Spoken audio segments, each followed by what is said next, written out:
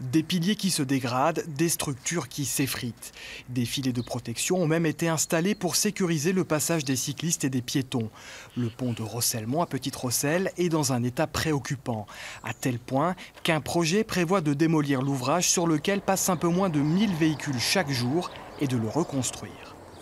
Et c'est certain que c'est pas rassurant. On voit bien, vous voyez là, vous avez une section, là c'était la section initiale de l'acier, et là vous avez une perte de section qui est assez importante. Quand on construit des ponts actuellement, l'objectif c'est d'avoir des ouvrages qui durent 100 ans sur le papier.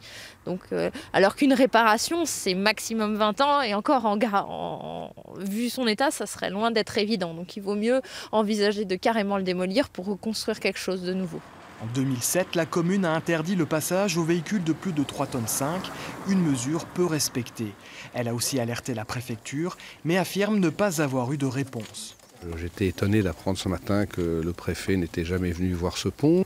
Je serais le représentant de l'État dans le département, je m'inquiéterais un petit peu parce que c'est le genre de problème qu'il vaut mieux prendre en amont pour éviter de devenir le jour où il y a une catastrophe.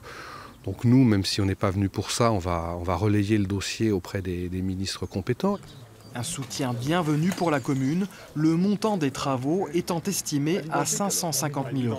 Ce pont étant construit par les houillères du bassin de Lorraine, je ne conçois pas que les habitants de la localité aient à supporter le financement de ce nouveau pont. Donc j'espère que l'État, à un moment donné, va prendre ses responsabilités. La commission devrait rendre son rapport au mois d'avril. La ville de Petite-Rosselle espère débuter ses travaux l'été prochain.